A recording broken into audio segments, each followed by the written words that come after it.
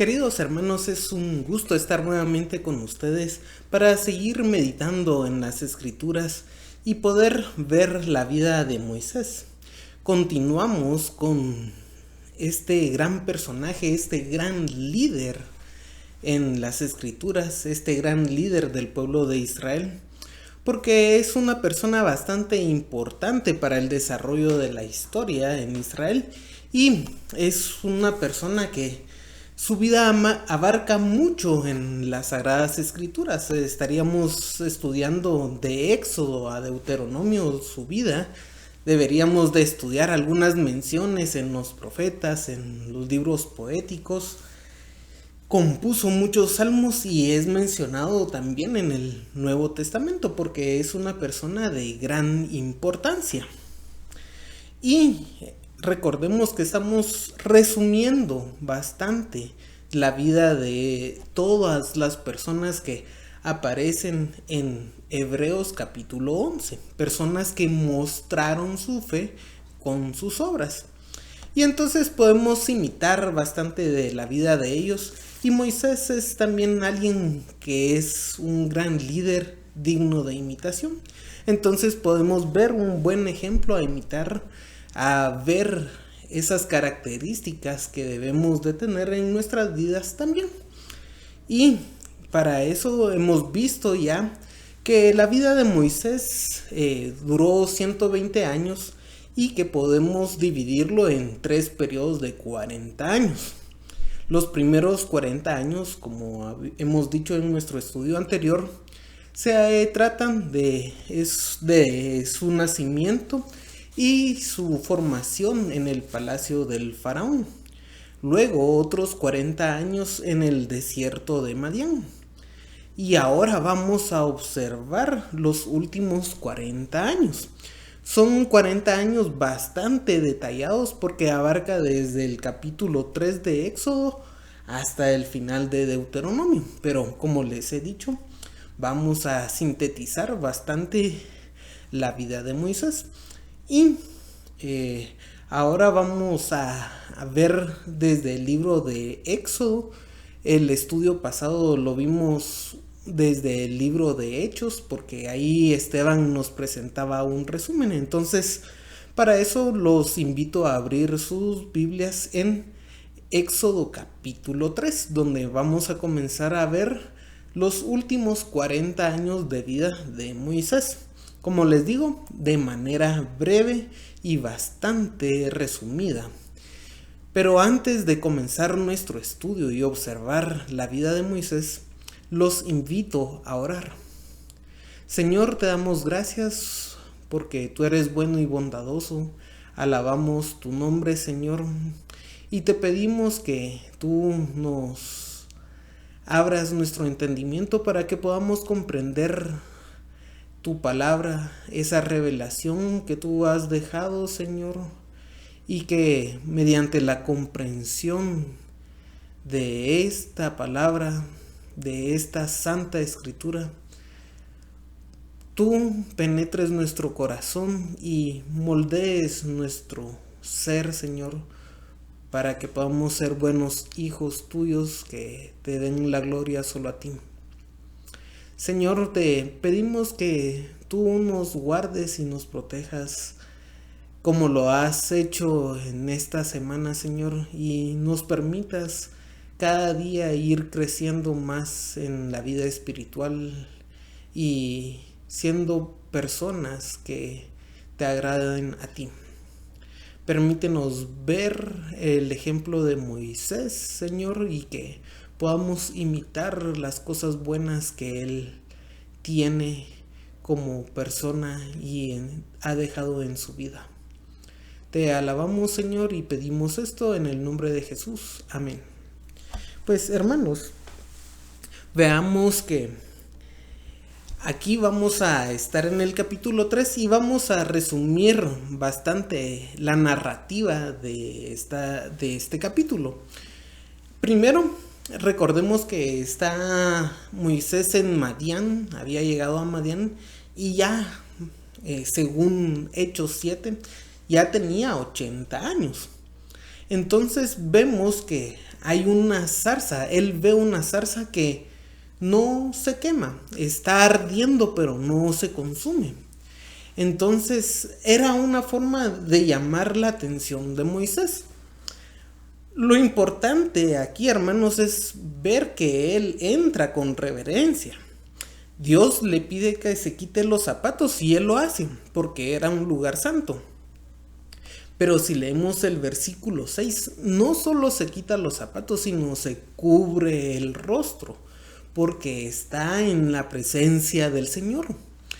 Y hermanos, desde ahí ya podemos observar una gran aplicación para nuestras vidas de hacer las cosas del Señor con reverencia.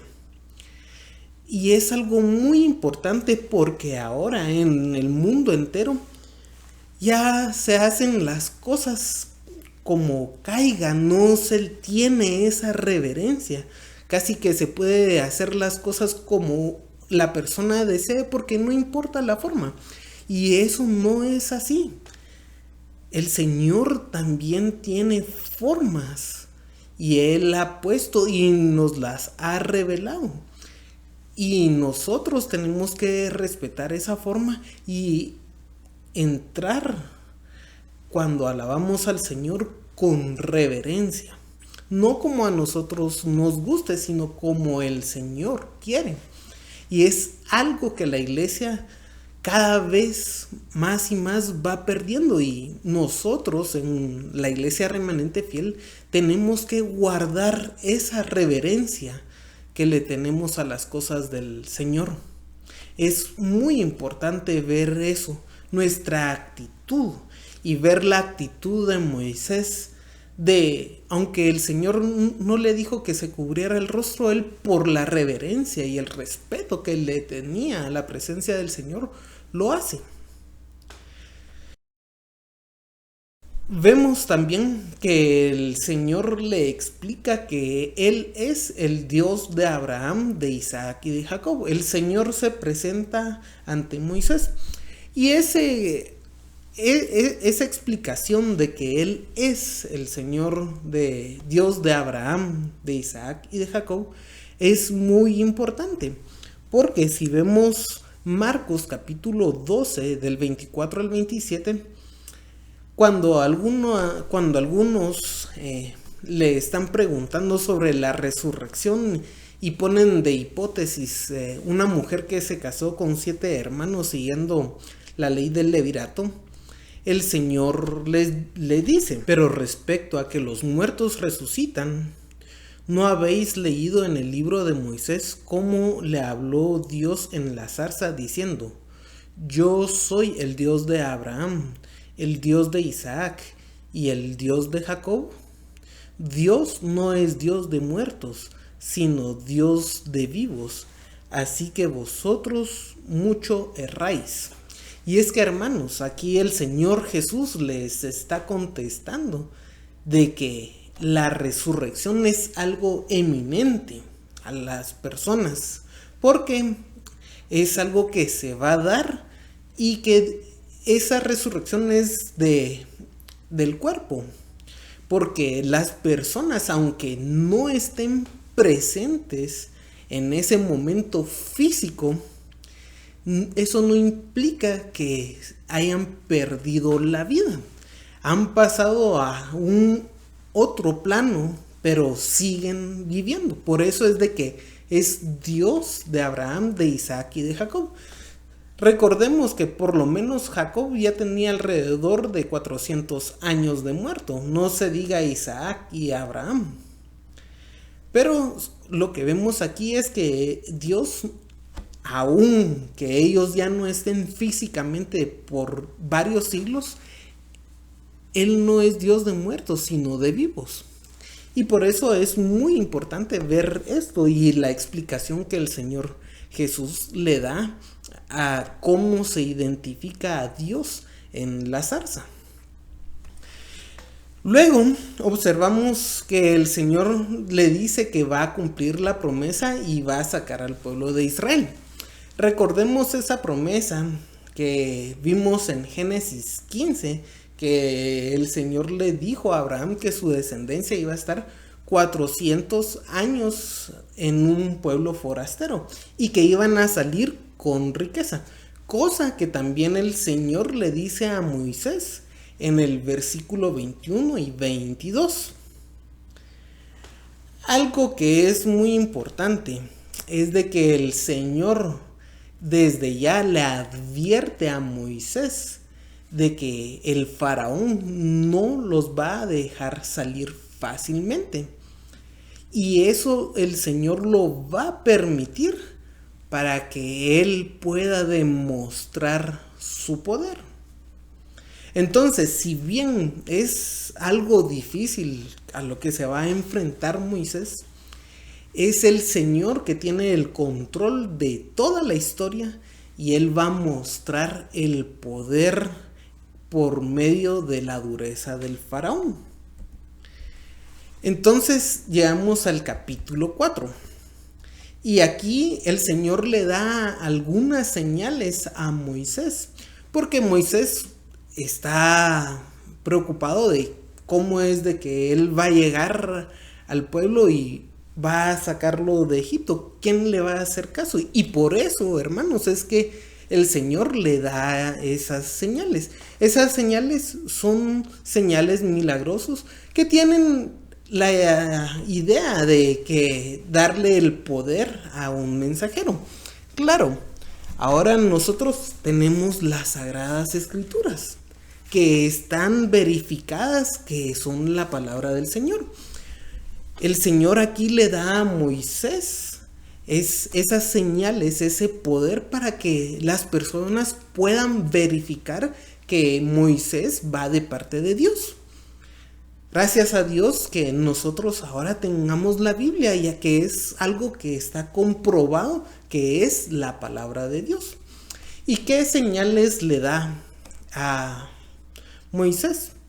Primero le dice que arroje la vara, una vara que usaban los pastores, y esa se convierte en serpiente. Claro, Moisés no esperaba eso, y el capítulo nos dice que le da miedo la serpiente que sale de ahí. Lo que observamos es de que no es algo que Moisés está acostumbrado a ver, es algo que le asusta.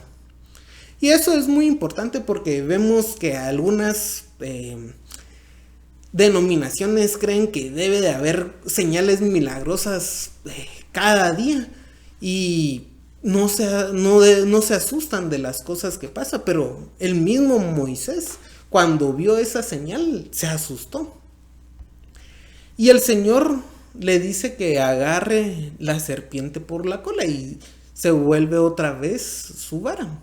Entonces le dice que ponga su mano adentro de su túnica, en el pecho, que la esconda, y cuando la saca blanca como la nieve, y es porque le dio lepra a la mano, y la vuelve a meter y la saca sana. Es muy importante el contraste. Recordemos que Moisés era un pastor de ovejas, y un pastor de ovejas, hermanos, recibía bastante sol. Además, las condiciones climatológicas de Egipto y de Mesopotamia, siendo el hebreo, debería tener una piel morena, pero aquí sale blanco como la nieve. Entonces es un gran cambio de color que hay en la piel de Moisés, y la vuelve a meter y ya sale sano. Es otro milagro. Pero me gustaría que vieran el contraste de colores que se ve en el texto, que es algo bien vívido y bien descriptivo que nos dice el texto cómo fue eso. Y también el Señor le dice que cuando llegue a Israel que agarre agua del Nilo y lo vierta sobre la tierra y se va a convertir en sangre. Todas esas señales debían de haber convencido a Moisés del llamamiento que el Señor le está haciendo.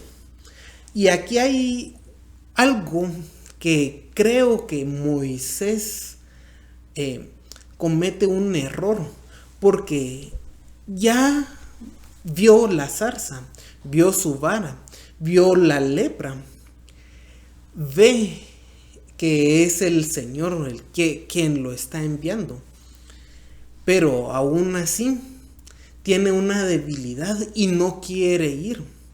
Y es que, hermanos, aquí podemos aprender bastante de la vida de Moisés, porque el Señor a todos nos da un don, pero cuando vemos nuestra debilidad, es muy grande el trabajo que Dios nos quiere que hagamos.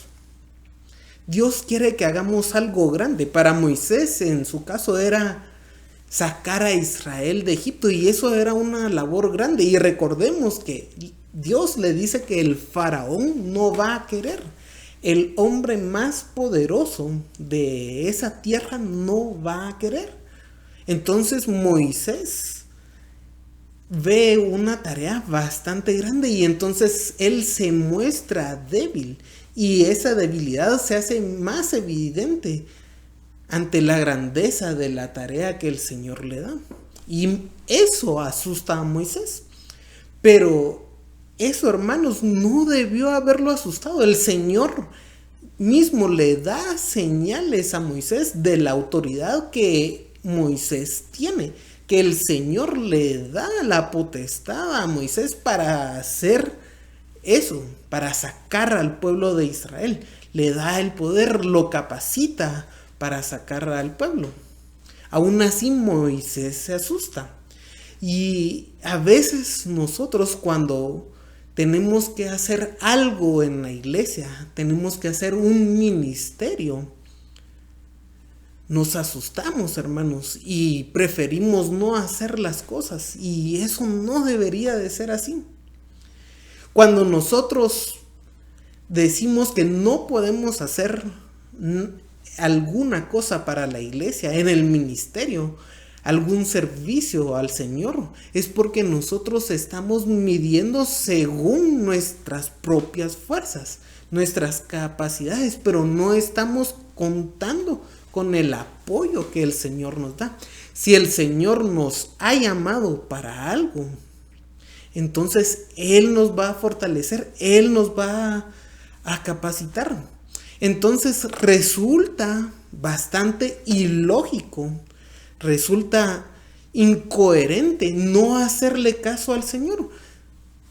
Por eso es muy importante ver también la mentalidad carnal. Si lo hago yo bajo mis propias fuerzas, no lo voy a poder hacer.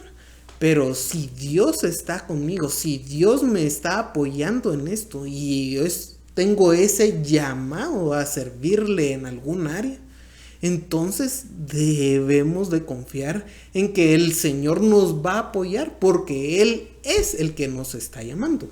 Y claro, Moisés aquí tiene algo muy objetivo de las señales de su llamamiento, y aún así se asusta. Entonces, nosotros, hermanos, a veces sabemos de cosas que debemos de hacer para el Señor, y aún así no lo hacemos. Y quizá nos podamos excusar de que no tenemos eso objetivo, esas señales que el Señor le dio a Moisés. Pero nuestro conocimiento y nuestra conciencia observa y sabe las oportunidades que tenemos de servicio al Señor, y debemos de aprovechar, hermanos, cada oportunidad que tenemos para la gloria del Señor. Recordemos que Moisés, hermanos, es alguien que tiene una educación muy grande en la cultura egipcia, y que probablemente haya recibido mucha retórica para ser un líder político en Egipto. Y entonces saber retórica, es decir, saber hablar en público, es algo que Moisés debió haber estado capacitado, y se muestra en la historia que sí tenía esa capacidad, Pero Moisés lo que le dice al Señor es que él es falto de palabra. Entonces, él tenía el conocimiento teórico.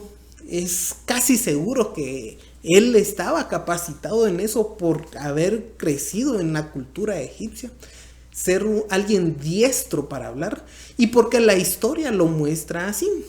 Aún así, él se excusa con el Señor por eso. Y allí, hermanos, debemos de saber que todas nuestras fortalezas, nuestras capacidades, deberíamos de ponerlas al servicio del Señor. Aunque no sea una capacidad de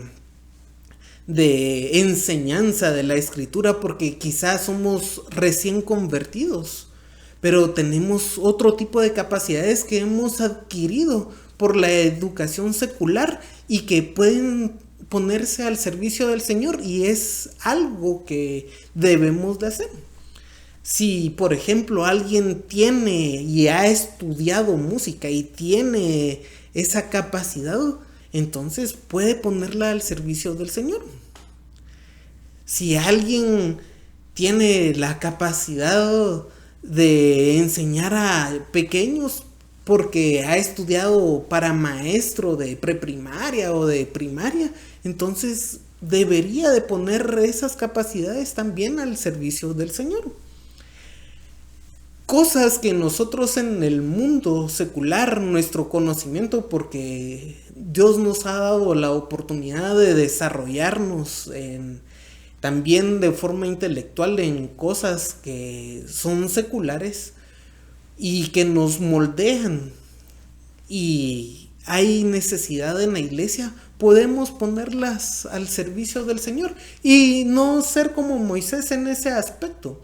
Él, sabiendo retórica, donde se excusa es en que no sabe hablar. Eso, en las cosas que nosotros hemos podido estudiar en el mundo secular. Pero también el Señor nos da capacidades y diversas operaciones. Y leemos en 1 Corintios 12, 6 y 7. Un versículo que ya hemos visto en algunas otras ocasiones, sobre todo cuando estudiamos la carta de los Filipenses. Pero veamos. Y hay diversidad de operaciones, pero Dios, que hace todas las cosas en todos, es el mismo. Pero a cada uno le es dada la manifestación del Espíritu para provecho. Vean, a cada uno. A cada uno, hermanos, Dios nos ha dado algún don del Espíritu para el provecho. Y el provecho de la iglesia. Aquí este capítulo nos está hablando de la diversidad de dones y de operaciones, la diversidad de capacidades que cada creyente tiene y que podemos aprovecharlas todas para que el ministerio y la iglesia crezca, pueda hacer la obra que tanto es esa misión de ser columna y baluarte de la verdad. Y todos tenemos diferentes dones, diferentes manifestaciones del Espíritu para el provecho. Y es el provecho de la iglesia. Aquí, como les digo, el capítulo está hablando de la unidad de la iglesia. Entonces, hermanos, a cada uno el Señor nos da algún don y lo que tenemos que hacer es aprovecharlo, ponerlo a disposición para que el ministerio y la iglesia avance y pueda hacer diferentes cosas, porque cada uno colabora con lo que el Señor le da. Recordemos que, por ejemplo, la iglesia de Filipenses dice que todos participaban en todas las cosas.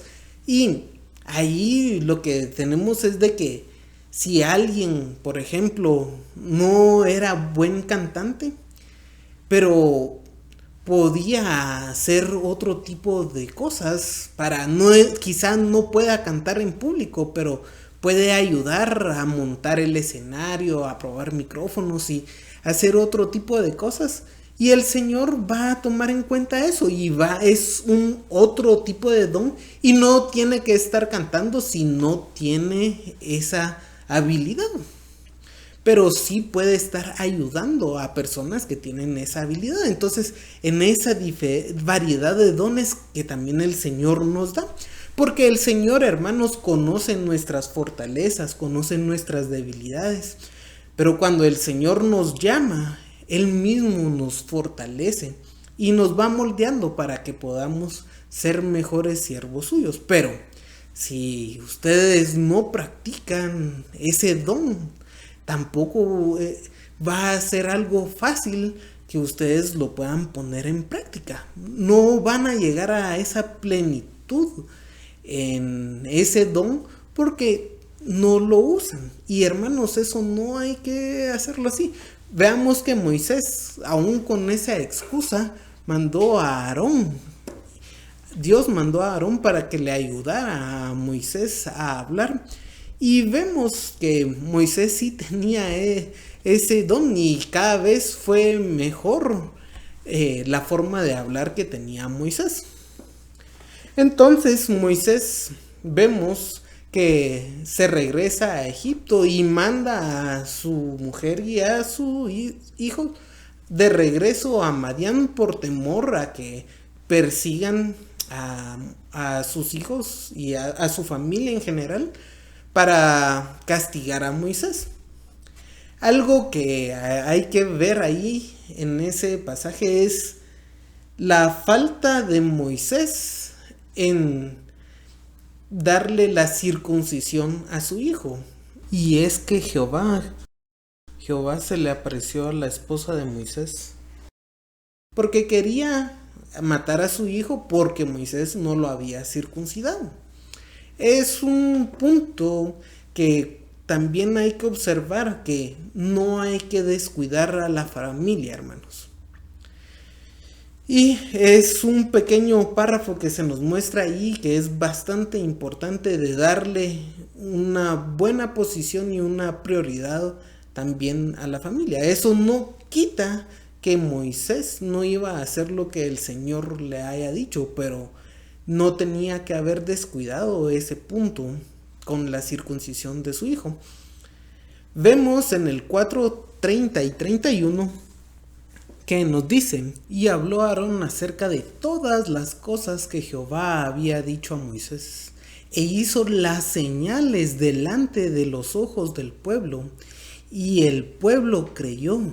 Y oyendo que Jehová había visitado a los hijos de Israel y que había visto su aflicción, se inclinaron y adoraron. Vean qué bonita forma de recibir a Moisés. Lastimosamente eso no les iba a durar mucho.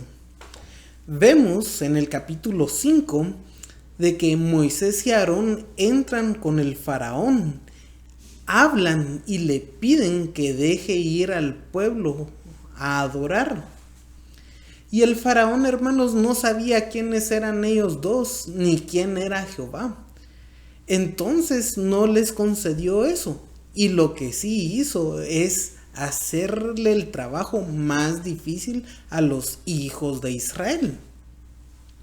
Entonces ellos, viendo la dificultad que el faraón le había puesto a su trabajo, se quejaron con Moisés.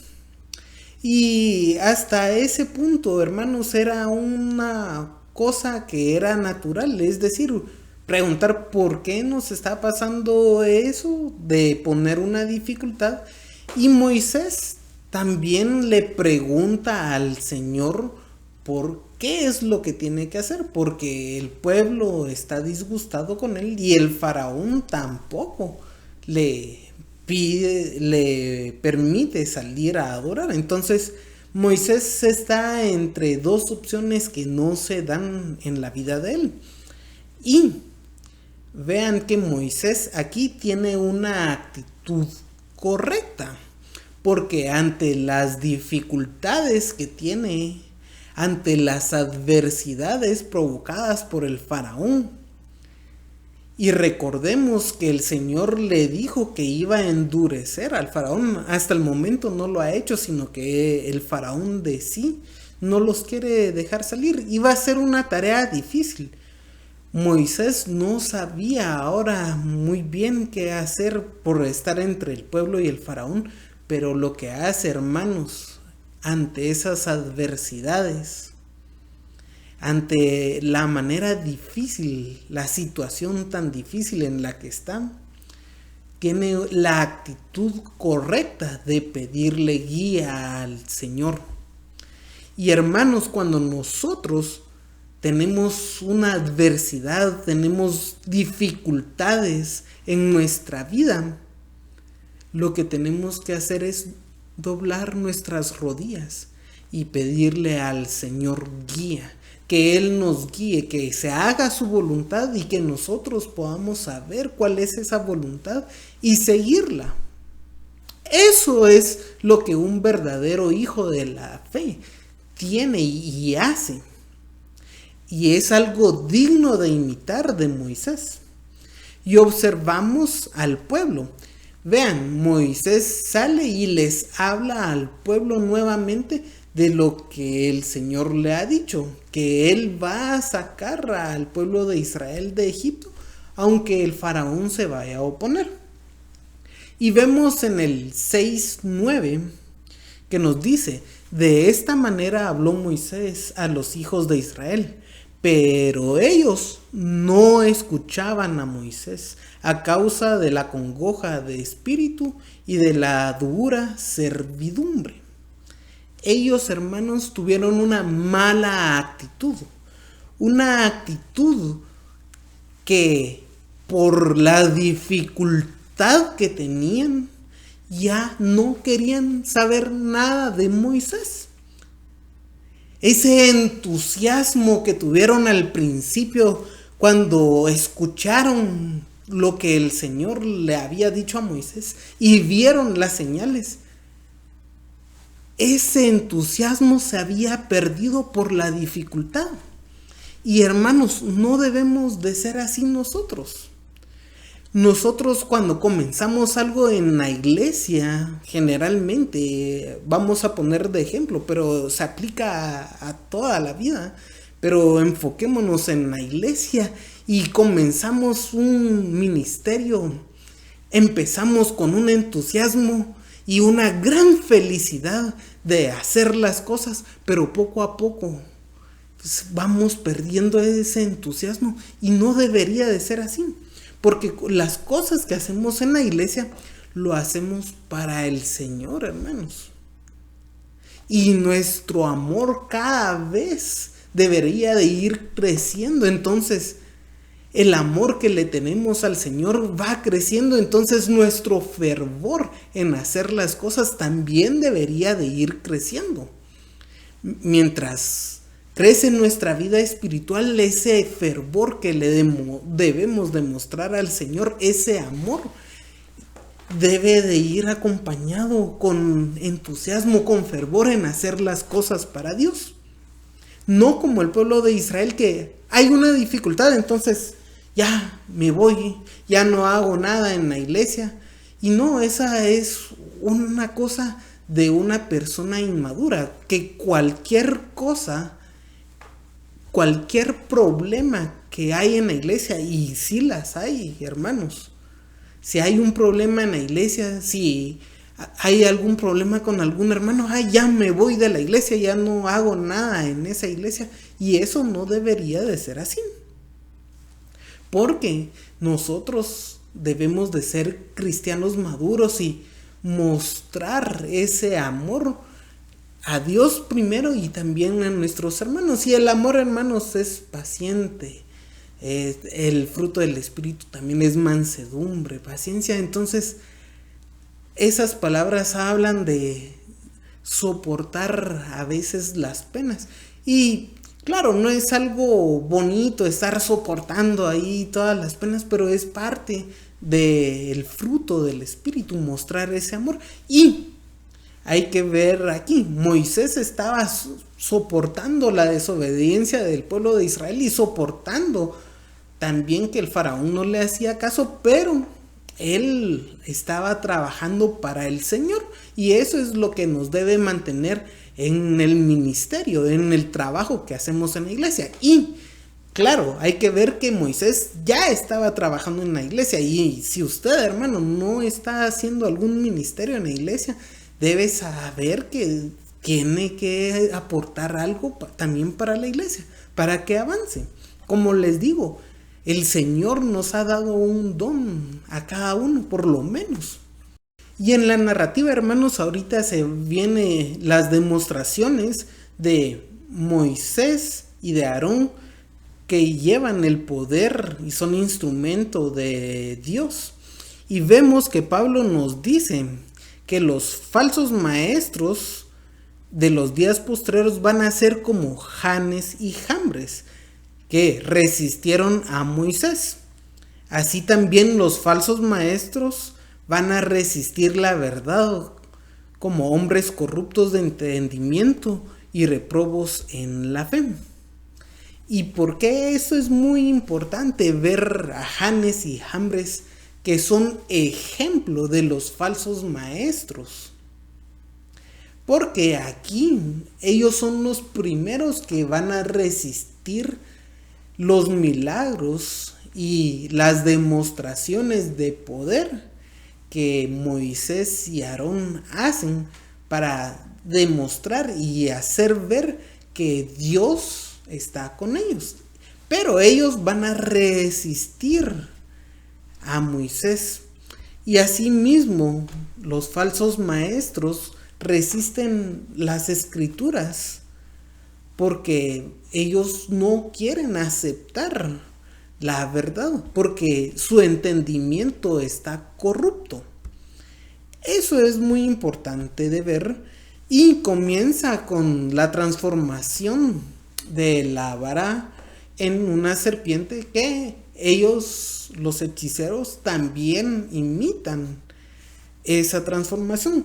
Pero la diferencia es de que la vara que el Señor transforma se come a las otras dos varas. Es muy importante ver eso. Luego nos vamos a entrar a la narrativa de las plagas. Y entonces veamos este esquema de las plagas. Y tenemos la transformación del río en sangre en el 7:14 al 25. Luego la plaga de las ranas del 8:1 al 15. Los piojos del 8:16 al 19. Las moscas del 8:20 al 32. Y el ganado del 9:1 al 7. Veamos algunos puntos importantes de estas plagas. Hay que observar que de las 10 plagas que se mandan, todas son representaciones de dioses egipcios. Entonces Dios está utilizando esa idolatría, esa mente idolátrica que Egipto tenía, para demostrar su poder. Y ver que Moisés, que es instrumento del Señor, tiene poder encima de las cosas o de los dioses que la idolatría en Egipto tenía. Porque el Señor es Dios de dioses, Él es soberano. Los demás, hermanos, estas cosas que los egipcios en su mente idolátrica tenían, no son nada, son cosas, era un río, son animales. Y veamos entonces ahora algunas cosas que hay que destacar de estas 5 primeras plagas. Convertir el río Nilo en sangre era un problema para el sostenimiento económico de Egipto, porque si recordamos, el río Nilo era la fuente principal de agua de Egipto. En Canaán, Abraham, Isaac y Jacob tuvieron hambre, pasaron hambrunas, porque ahí la agricultura dependía mucho de la precipitación, es decir, de la lluvia. Y por eso todos los tres pensaron en ir a Egipto, y Abraham fue, porque ahí tenían una fuente de agua, y por eso es muy importante el río. Pero el hecho de que se convierta en sangre es algo que afecta directamente la economía y la agricultura. Vamos a ver que los peces se mueren también. Entonces ya no hay pesca. La agricultura se puede desplomar de tener ese río en sangre. Y es uno de los principales dioses o de las cosas que veneraban los egipcios. Luego observamos las ranas, y aquí quiero destacar algo que me parece importante, que el faraón, alguien que no es un creyente, le pide a Moisés que quite las ranas, pero Moisés le dice que él lo va a hacer para darle una prueba de que él tiene el poder sobre las ranas. Entonces habla de un punto de partida en el tiempo, que es el día siguiente, cuando el faraón le dice y Moisés lo hace, las ranas se quitan. Pero hay algo importante, aunque es evidente que Moisés tiene el control de esas ranas, el faraón, hermanos, no lo cree. Hay evidencias y pruebas fehacientes de que es Moisés el que manda a quitar las ranas, pero el faraón no lo cree. Y es que, hermanos, hay personas que por muchas pruebas que uno pueda dar acerca de las escrituras y de la veracidad de ellas, las personas no van a creerlo. Y hemos visto que en Corintios, Pablo dice que la palabra es una locura para los que no tienen al Espíritu Santo. Y por eso es que el faraón es alguien que es un ejemplo de esas personas que, aunque se le muestre la verdad, no van a creer. Veamos de la plaga de los piojos. Hay algo muy importante que veo aquí, que los hechiceros, hermanos, del faraón reconocen que es Dios, el Dios de Moisés, es Jehová el que tiene el control de esa plaga. Entonces ya no tenían más, era la tercera plaga que había, y los hechiceros ya están reconociendo el poder de Dios. Pero aún así no dejaron ir al pueblo de Israel. Luego vienen las moscas, y ahí se observa muy claramente que fue un mandato de Moisés. Otra vez se da evidencia de que es Moisés el que tiene el control de eso, porque Moisés es el instrumento de Dios en ese momento. Y es algo que observan las personas que es por mandato de Moisés. Pero aún así el faraón no le cree. Luego, el ganado de Egipto se muere, pero el de Israel no. Y eso, en vez de decir, ven, Moisés protegió el ganado, que ya había anunciado que se iba a morir el ganado, y por lo tanto debemos de hacerle caso porque él protegió el ganado del pueblo de Israel. No, lo que hace es provocar envidia y ver el egoísmo de la mentalidad del faraón. Se molestan también los siervos del faraón con el pueblo de Israel por eso. Luego tenemos las otras 5 plagas, que son la plaga de las úlceras, que va del 9:8 al 12, la del granizo del 9:13 al 35, la langosta del 1 al 20, las tinieblas del 10:21 al 29, y la muerte de los primogénitos, que va del capítulo 11:1 al 12:36. Veamos las úlceras. Primero se nos dice que ahí Moisés esparce una ceniza y da salpullido y úlceras que ni siquiera los hechiceros podían aguantar. Es decir, aquellas personas que supuestamente tenían poderes mágicos en Egipto no podían aguantar el salpullido y las úlceras que salían por lo que había hecho Moisés.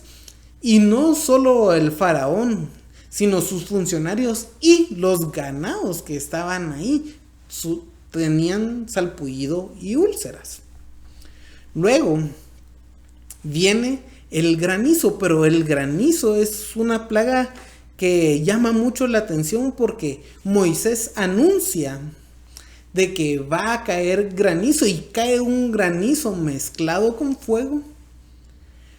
Y lo importante que quiero que observen es de que él hace la advertencia y algunos siervos del faraón le creen a Moisés y mandan a resguardar a su gente y a su ganado, a lo que le queda de ganado, a las casas para que no les caiga el granizo. Entonces, ese ganado y esas personas que le hacen caso a Moisés, esas personas salvan sus propiedades, pero quienes no le hacen caso a Moisés lo pierden todo.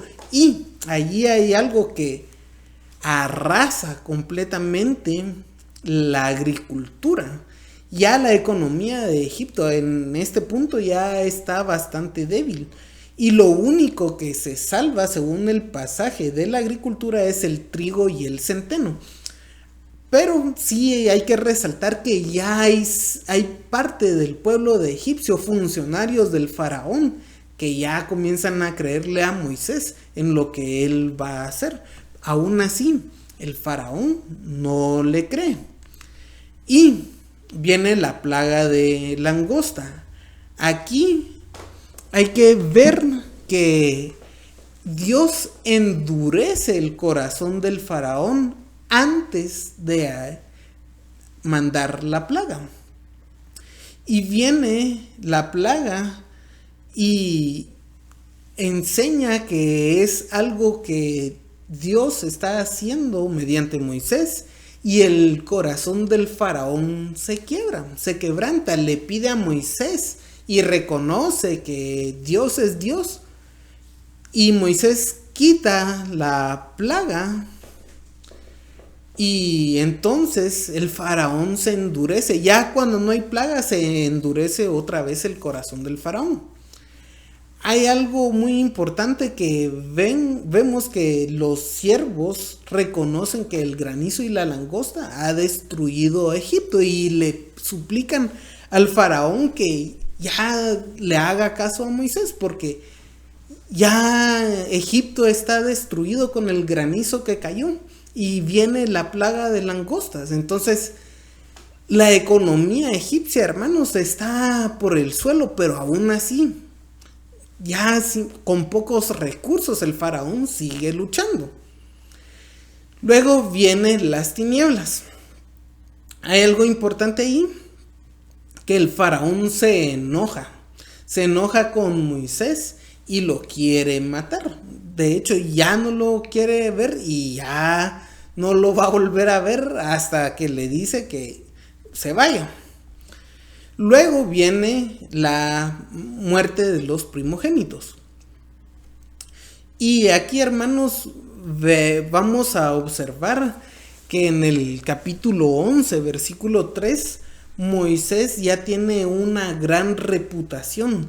Ya el pueblo de Egipto lo observa como un gran varón. Y el pueblo de Egipto y también los siervos del faraón ven que él tiene poder, que es la mano del Señor que está enviando las cosas por medio de él. También el pueblo de Israel. Y hermanos, un tema que vamos a ver brevemente porque el tiempo se ha transcurrido y ya tenemos que ir avanzando. Entonces es el del endurecimiento del corazón del faraón y es muy importante que lo veamos. Veamos que en la plaga de las ranas, en el 8:15, dice que el faraón endureció su corazón. En la de los piojos, 8:19b, mas el corazón de faraón se endureció. Las moscas, 8:32, mas el faraón endureció y aún esta vez su corazón.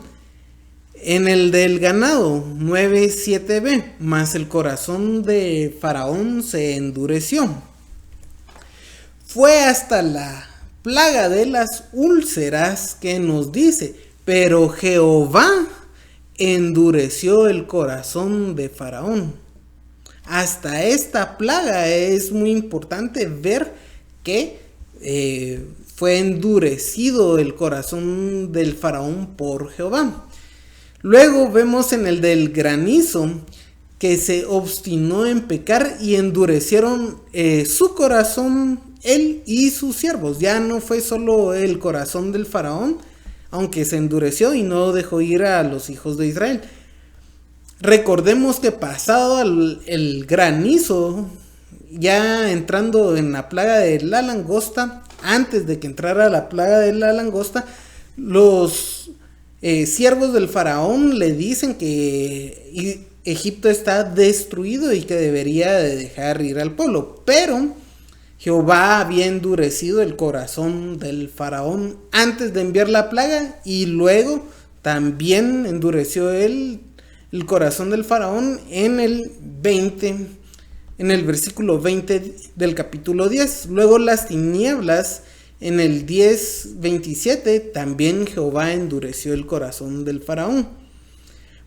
¿Por qué es muy importante eso del endurecimiento del corazón del faraón?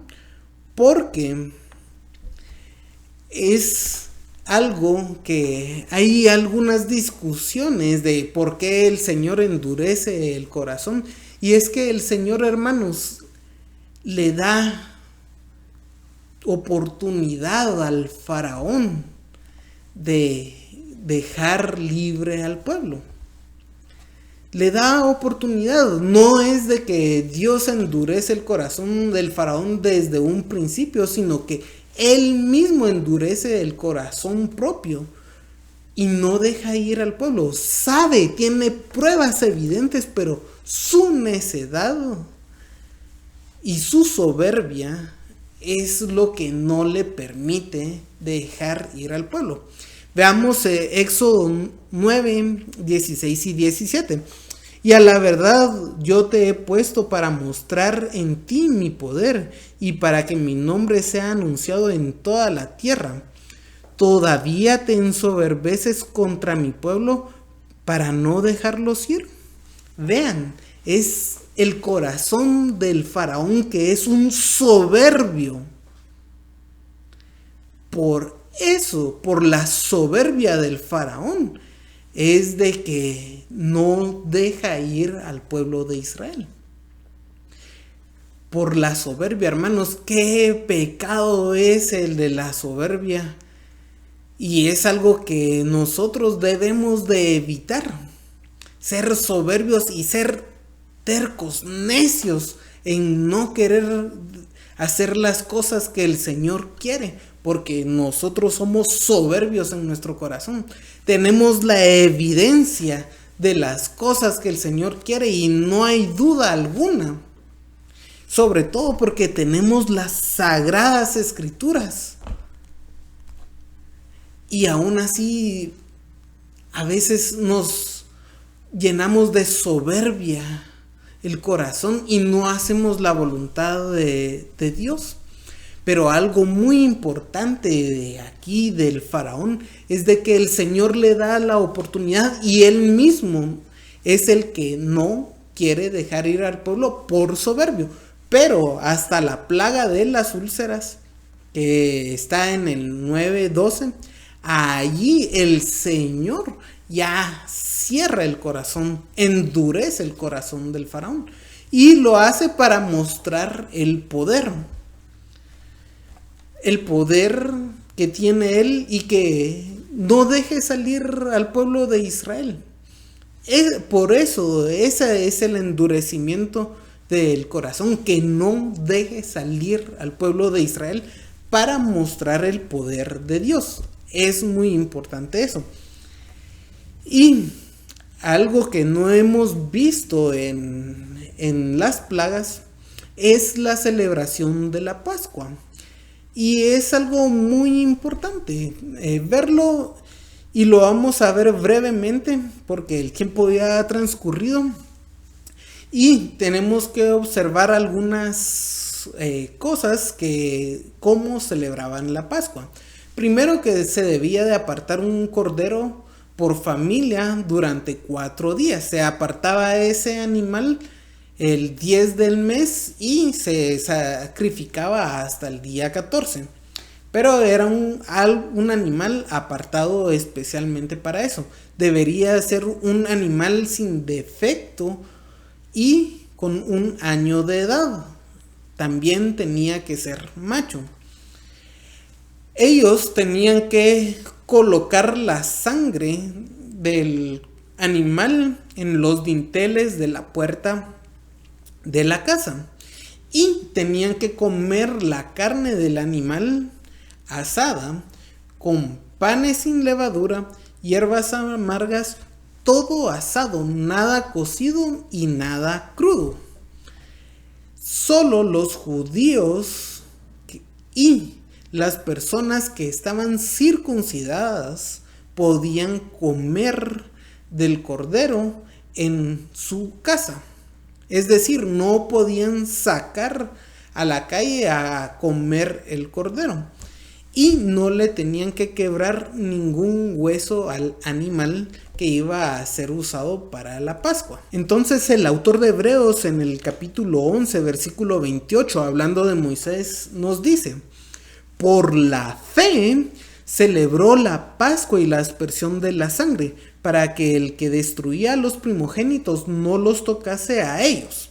¿Y por qué vemos esto? Porque es por la fe, hermanos, que celebran la Pascua. Y es Moisés quien da esas instrucciones. Y es muy importante ver que los israelitas siguieron al pie de la letra las instrucciones que Moisés le había dado. Hemos visto de manera descriptiva cómo se celebraba la Pascua, pero ellos tenían la certeza, la fe de que el Señor no les iba a hacer ningún daño, y ese iba a ser el medio que el Señor iba a utilizar para sacarlos de Egipto.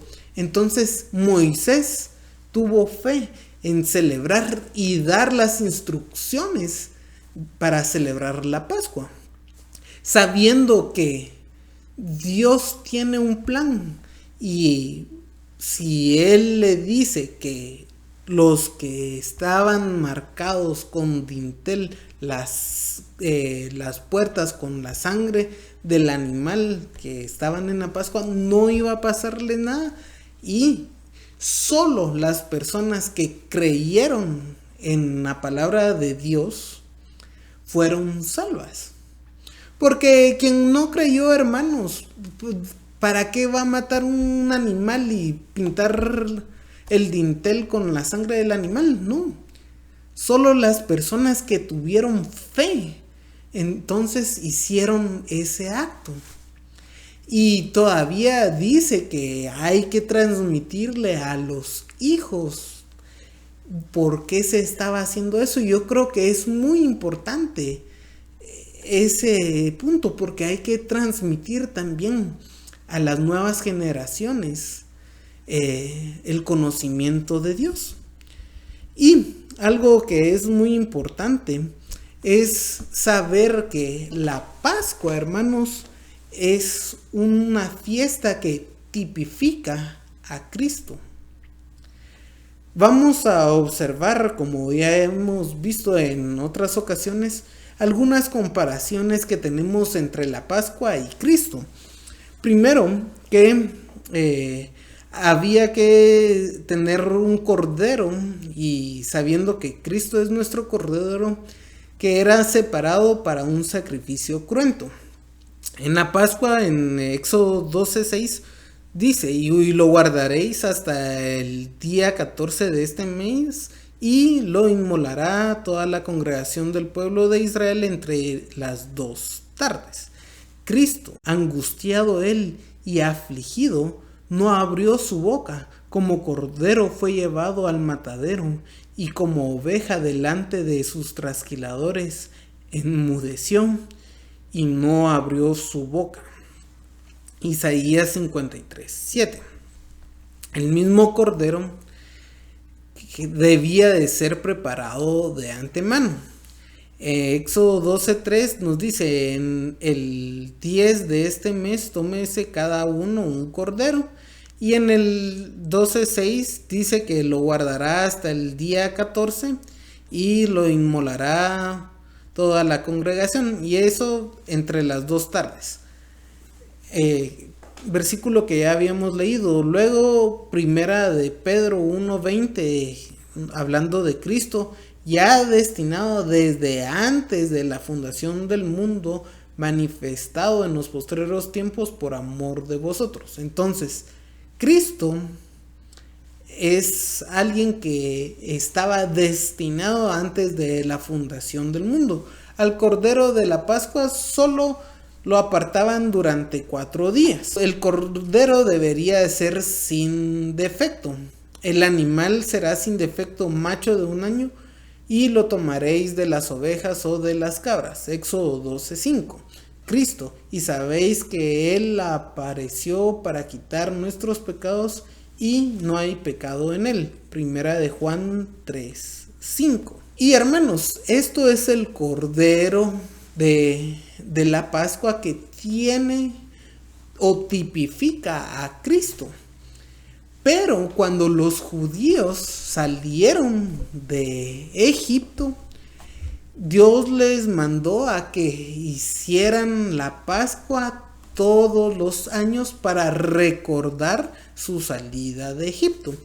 Entonces, ¿qué tenemos nosotros que nos recuerda también el sacrificio de Cristo? Es la cena del Señor. Entonces, la primera Pascua y el Cordero Pascual representaban al Señor Jesucristo. Y todas las Pascuas que vinieron después, que lo hacían en memoria de la primera Pascua, tiene una similitud y una representación en la cena del Señor. Veamos. Éxodo 12:27.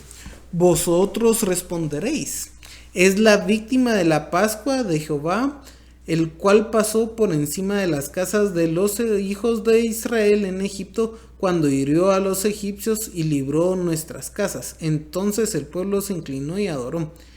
Eso nos lo está diciendo Moisés, que debería ser la respuesta cuando los hijos de los que estaban celebrando la Pascua lo estén celebrando. Esa es la respuesta. Y entonces tiene que ser un memorial, algo que se hacía todos los años, el mismo año. Y la cena del Señor dice: tomad, comed, vestido, haced esto en memoria de mí. Haced esto todas las veces que la bebiereis en memoria de mí. Es un acto que se hace en memoria de. La Pascua es la fecha exacta de la muerte de Cristo.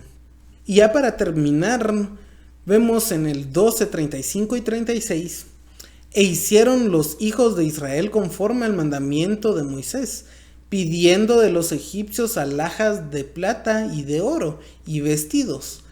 Y Jehová dio gracia al pueblo delante de los egipcios, y les dieron cuanto pedían. Así despojaron a los egipcios. ¿Por qué es muy importante este punto? Porque el Señor le dijo a Abraham que el pueblo se iba a enriquecer al salir de la tierra foránea. Entonces, aquí observamos que tomaron riqueza de los egipcios. Y observemos que el Señor le da gracia al pueblo delante de los egipcios, pese a que los egipcios por la plaga estaban en una posición económica paupérrima. Se recordarán, habían destruido la agricultura, habían destruido la pesca, solo les quedaba el trigo y el centeno, que eran tardíos. Pero después de tanta plaga, hermanos, aún así el Señor hace que el pueblo de Egipto les dé alhajas de plata y de oro y vestidos, les da riqueza. Y el pueblo, hermanos, sale de ahí, se llevan los huesos de José. Y en el capítulo 13 observamos que consagran a todo primogénito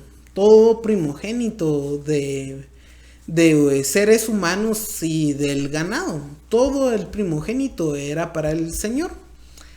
Y el capítulo 13 también nos habla de una nube de fuego que les daba sombra de día y luz de noche.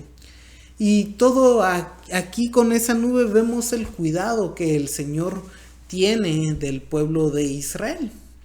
Y vamos a dejar aquí nuestro estudio y vamos a observar lo que sigue en el desierto en la vida de Moisés en nuestro próximo estudio, recordando y viendo de Moisés algunas cosas muy importantes. Ver la actitud de Moisés ante los problemas. Es algo muy importante, que él no se rinde. Él pide al Señor que le dé sabiduría y le pide dirección, y es algo que nosotros tenemos que hacer, hermanos. Moisés en un principio tenía mucho miedo de ir, y es algo que no tenemos que hacer nosotros, medir nuestras capacidades por nuestras propias fuerzas, si el Señor nos está llamando para algo, porque Él conoce nuestras debilidades y nuestras fortalezas, y podemos servirle de diferentes maneras en el ministerio, en la iglesia. Y es algo muy importante, y quizá es alguna de las debilidades que Moisés tuvo en un principio, pero luego vemos que esa debilidad también llegó a ser una fortaleza de Moisés. Esa firmeza que él tenía, ese miedo que tuvo en un principio, se desvaneció completamente en el transcurso de los 40 años que seguían. Y hermanos, el Señor a veces nos pone diferentes pruebas, y tenemos el conocimiento de las Sagradas Escrituras y vemos su voluntad ahí. Y no tenemos que ser como el faraón, que aún sabiendo con pruebas evidentemente que era el poder de Moisés que Dios le había dado, no quiso hacerle caso. Sus mismos hechiceros y los siervos reconocían a Moisés y lo que él hacía, pero el faraón endurecía su corazón y era soberbio, y eso es algo que debemos de evitar completamente. Nosotros tenemos que actuar con humildad y ser mansos y pacientes, hermanos, y hacer la voluntad del Señor, que está en las Escrituras. Y con eso, hermanos, espero que podamos seguir creciendo en nuestra vida espiritual y poderlo aplicar en nuestra vida aquí en la tierra. Así que los invito a orar, y recordándoles que el viernes tenemos un estudio en Zoom, y que sigan orando porque vamos a reabrir la iglesia físicamente, y estamos viendo que es ya pronto, así que vamos a comenzarle a dar algunas directrices de cómo es de que vamos a regresar, pero les pedimos siempre que se comuniquen con nosotros para saber que sí tienen el deseo de asistir físicamente a la iglesia, y siempre vamos a seguir transmitiendo por diferentes medios las actividades de la iglesia. Entonces, eso les pido mucha oración, hermanos, y ya estamos prontos para la reapertura de la iglesia. Pronto vamos a darles las directrices de cómo vamos a llegar por el aforo que tiene la capacidad en el colegio. El salón tiene un cierto aforo que debemos respetar. Nosotros somos ciudadanos del cielo, pero también somos ciudadanos de aquí, de la tierra, y respetamos a nuestras autoridades, y eso tiene que ser algo distintivo del cristiano, hermanos. Así que vamos a respetar lo que las autoridades nos han dicho de las reuniones en la iglesia. Y por eso les pido mucho la oración, y para concluir los invito a orar también. Señor, te damos gracias porque tú en todas las dificultades, Señor, muestras tu misericordia con tus hijos. Te pedimos, Señor, que tú nos des la fortaleza y tú nos guíes para poder servirte, Señor, para que nuestras vidas te glorifiquen a ti, que podamos hacer un trabajo y un ministerio que te agrade a ti, que podamos llevar a más personas a tus pies, Señor, que es algo que tú nos has encomendado. Que si tenemos alguna habilidad, Señor, o algún estudio, alguna capacidad, que la podamos poner a tus pies, para que esa capacidad sea también para tu gloria, porque tú eres merecedor de todo, Señor. Ayúdanos, bendícenos, y te pedimos, Señor, que nos guardes en esta semana, que podamos dedicarnos a ti y a tu gloria y a tu honra, y ser un buen testimonio para todas las personas que nos rodean, de hijos tuyos que te alaban a ti. Esto, Señor, te lo pedimos en el nombre de Jesús. Amén. Que el Señor los bendiga, hermanos. Nos vemos el viernes.